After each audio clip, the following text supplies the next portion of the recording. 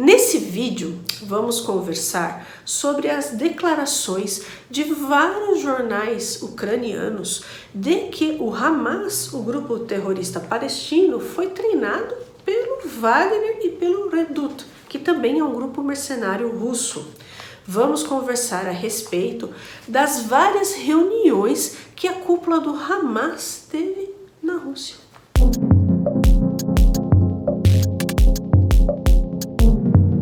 Oi pessoal, eu me chamo Juliane, você está no canal Vai e Veja e eu falo de história e literatura. Se você gosta desses dois temas, se inscreva nesse canal, tá certo? Então, segundo a inteligência ucraniana, o GRU, o Hamas foi treinado pelo Wagner Group e pelo Redut, grupo mercenário russo. Segundo fontes ucranianas, o Hamas recebeu seu treinamento em países africanos, onde atuam o Wagner e o Redut.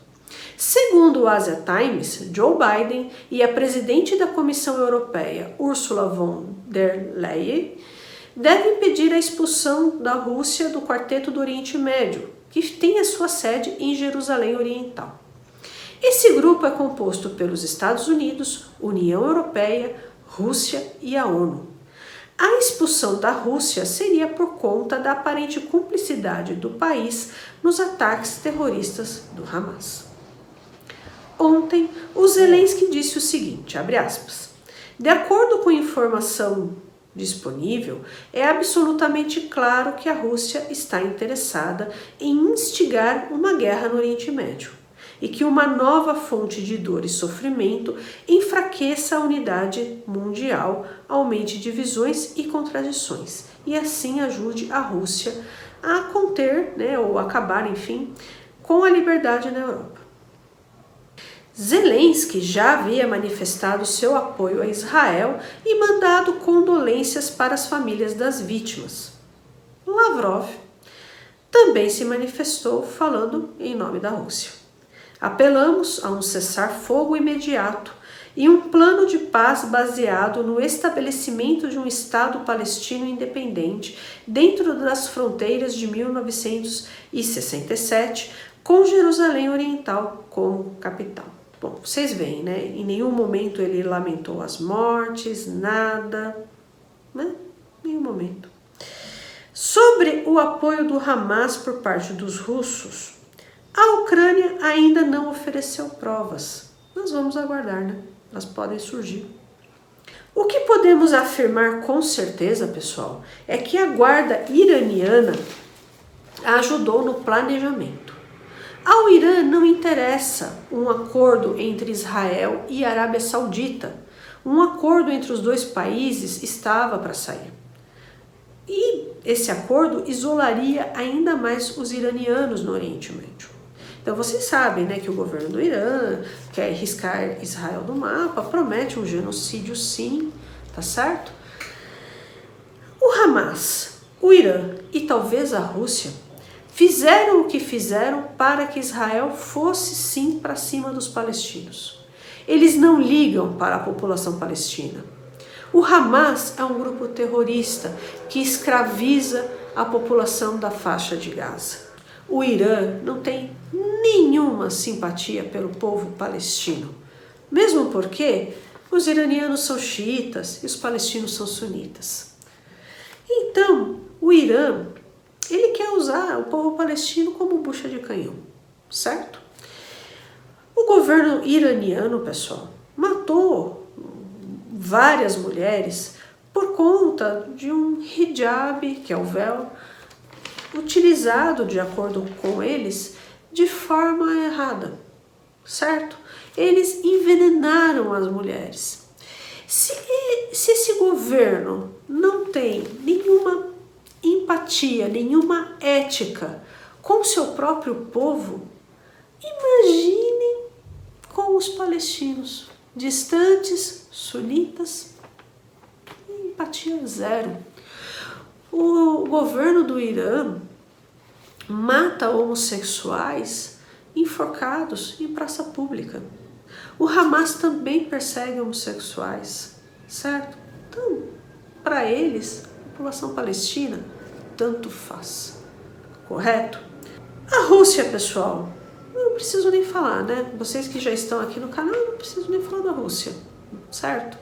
Eu não vou nem falar o que a Rússia faz com os ucranianos, o que o governo da Rússia faz. A gente tem que olhar o que o governo da Rússia faz com os próprios russos. A islamofobia na Rússia é altíssima, certo? Esse governo não tem nenhuma, o Putin e o governo, as pessoas que estão com ele, enfim, não tem nenhuma empatia nem pelos russos, né? Tchetchenos, Daguestão, como dito, que são muçulmanos, sofrem um grande preconceito, né? Uma grande islamofobia. Então, pessoal, eles não têm nenhuma simpatia pelos palestinos. Vocês podem ter certeza, nenhuma. Então, para eles, se Israel matar todo mundo, tanto faz. Ainda eles podem usar isso como uma narrativa, uma arma contra os Estados Unidos ou Israel. Para eles, tanto faz. Uma coisa não está clara, na minha opinião. Como Israel deixou que algo assim acontecesse? Isso eu não consigo me conformar. Há muitas teorias, né, de que o Netanyahu deixou passar de forma proposital, porque ele estava sofrendo muita oposição política, né? Ele e um grupo ali querem transformar Israel num estado teocrático, certo? Então, por isso ele está sofrendo uma grande oposição. Ele enfraqueceu o exército por conta disso, então muitas pessoas saíram do exército. E isso fortaleceria o Netanyahu? Sim e não, porque ele deixou passar. Então, pessoal, eu particularmente não sei, tá? Não tenho opinião formada, não sei mesmo, né? Pode ser que sim, pode ser que não, mas uma coisa é certa, o Bibi vai ter que dar satisfações. O que aconteceu? Por que o Mossad não atuou? Isso é muito complicado, pessoal, essa teoria de que o Bibi deixou passar. Israel é, e eu espero que continue sendo, uma democracia. Então, quer dizer, na cadeia de comando, ninguém ia falar assim, não, pera um pouco, nós vamos deixar passar isso? Tem coisa grande ali acontecendo e nós vamos ficar olhando por conta de ordens? Isso não faz parte da cultura israelense, esse tipo de coisa. Alguém vazaria para a imprensa? Enfim, não sei, pessoal, simplesmente não sei. Estou colocando hipóteses aqui para você, não sei, tá? Vamos esperar, vamos esperar.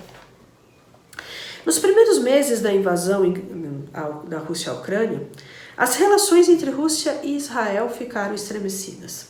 Israel não apoiou a Ucrânia e não apoiou a Rússia. Israel, por depender dos russos no Oriente Médio, não mandou armas para os ucranianos, e isso rendeu muitas críticas aos israelenses. Segundo o Medusa, Israel se ausentou das negociações de paz entre a Rússia e a Ucrânia após o massacre de Bucha, por entender que o objetivo da Rússia é um genocídio, né? Então eles acham que não dava para negociar. E isso estremeceu ainda mais as relações entre Israel e a Rússia.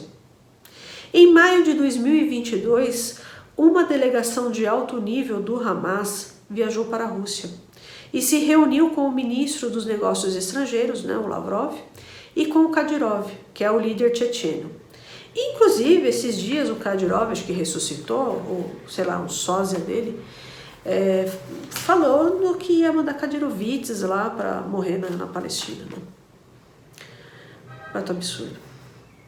Enfim, o Hamas foi formado em 1987 como um ramo da Irmandade Muçulmana. Antes da formação do Hamas, a União Soviética apoiava combatentes que empregavam métodos de guerrilha, e o objetivo de todos eles no Oriente Médio sempre foi destruir Israel. Publicamente, Moscou apoiou somente a OLP, que é a Organização para a Libertação da Palestina, né, do Yasser Arafat. Por baixo dos panos, sempre apoiou grupos terroristas. A União Soviética e Israel não tiveram laços diplomáticos formais até 1967, o que é interessante porque até a década de 70 Israel foi praticamente um país socialista. As fazendas coletivas, os kibbutzim, é uma experiência socialista, né? Eu acredito que Israel foi o único país que as fazendas coletivas deram certo, digamos assim, né? A gente vai ver, estudando o Holodomor, que foi a grande fome, né, na União Soviética, que pegou principalmente a Ucrânia, a gente vai ver o fiasco da coletivização das fazendas, na Ucrânia principalmente. Isso não deu certo, foi um imenso problema. Em Israel deu, né? Então é interessante essa distância, né, que a União Soviética tomou de Israel. E Israel tem muitos laços culturais com a Rússia. O sionismo é o nacionalismo judaico. Ele sofreu bastante influência da literatura russa, principalmente do Tolstói. Eu fiz faculdade de letras, português e hebraico, e nas aulas de literatura israelense, os professores sempre falavam: vocês precisam ler literatura russa, vocês precisam conhecer um pouco da Rússia, porque senão fica muito difícil, né, estudar a literatura israelense, né, autores que buscaram fontes na literatura russa, certo? Eu, né, só um parênteses, né, eu na faculdade foquei mais nos judeus do leste europeu, mais nos judeus russos e na história, no antissemitismo, né, no leste europeu e na literatura do Holocausto. Então eu não foquei tanto em Israel. Enfim, pessoal, só um parênteses, né? Eu acredito, né, que por conta da aproximação de Israel com os Estados Unidos, Israel acabou ficando no radar, né, da União Soviética e da Rússia, né? Muito bem, pessoal. Quando a OLP concordou em abandonar o seu objetivo, né, de destruir Israel, muitos foram e fundaram o Hamas, né, porque eles querem destruir Israel de qualquer forma. Eles não querem um Estado judaico no Oriente Médio. Simples assim. A gente pode fazer uma ponte entre o Hamas e o nazismo. O nazismo acreditava na existência de uma raça superior. E o Hamas acredita na existência de uma fé superior. E ambos querem erradicar os judeus da terra. Ah, não, mas é uma briga por território. Não, não é. Não é uma briga por território. Porque se fosse assim, os judeus de fora de Israel não seriam atacados.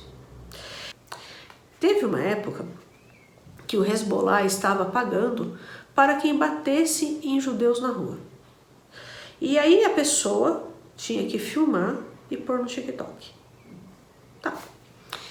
E foram várias pessoas apanhando, vários judeus apanhando na rua. Eu vi mulheres apanhando no trem, nos Estados Unidos, em Nova York. Gente apanhando em Nova York, na rua, assim, sabe? Nossa, cenas terríveis, né? E aí a história era o seguinte: eles tinham que bater nos judeus e tinha que escolher judeus que se parecessem com judeus. Olha só a história, né? Põe uma abraçadeira, né? Então, porque, né, não se parece, os judeus se parecem com não judeus, né? Então põe uma abraçadeira, faz como os nazistas fizeram, né? Enfim, e aí, por que isso? Por que eles falaram isso? Porque que judeu que parece, entre aspas, judeu? O judeu ortodoxo, certo? E por que a escolha do judeu ortodoxo para apanhar? Porque não anda armado. E como eles estavam batendo muito em judeus nos Estados Unidos, né? E os Estados Unidos têm a cultura das armas e tudo mais, então corria-se o risco de bater num judeu secular e esse judeu estar armado. Então, né, bate no ortodoxo quem está desarmado. Essa era a ideia. Como que deram fim nisso? Pelo que eu sei, um rabino nos Estados Unidos falou o seguinte: todos os judeus, inclusive os ortodoxos, têm a obrigação de andar armado. Caso vocês forem atacados, legítima defesa. E aí deu fim, né, nessa história. Mas só um adendo, né, pessoal? Então, para que vai bater em judeus americanos? Judeus europeus? Matar sobrevivente do Holocausto na França? Por quê? Certo? O problema não é a terra? Não, o problema não é que Israel entrou em guerra, né? Os árabes entraram em guerra com Israel, e aí Israel venceu as guerras, tomou o território, não é esse o problema. E os judeus americanos apanhando na rua, judeus europeus, né? Uma sobrevivente do Holocausto, um rapaz que vendia celular, um judeu que vendia celular lá, foi sequestrado, ficou na mão de terrorista uma semana, sendo torturado, brutalmente torturado, e morreu. E aí? Isso foi em Paris. Alguém me explica? Então tá. Então vamos lá. Ah, pessoal, uma coisa importante que eu não falei, devia ter falado. Minhas críticas são ao Hezbollah, ao Hamas. Minhas críticas não são ao povo palestino, tá bom? E outra coisa também, não façam comentários islamofóbicos. Eu vou apagar. Eu vou apagar tudo. Muito bem, pessoal. A Rússia não reconhece o Hamas como grupo terrorista, apesar de que nos anos 2000 o Putin condenou ataques terroristas, né, do Hamas, mas eles não consideram o Hamas terrorista. É isso aí, pessoal. Eu vou ficando por aqui. Se você gostou desse vídeo, por favor, se inscreva nesse canal, curta, compartilhe, publique nas suas redes sociais, tudo isso é muito importante, tá bom? Um abraço e até o próximo vídeo.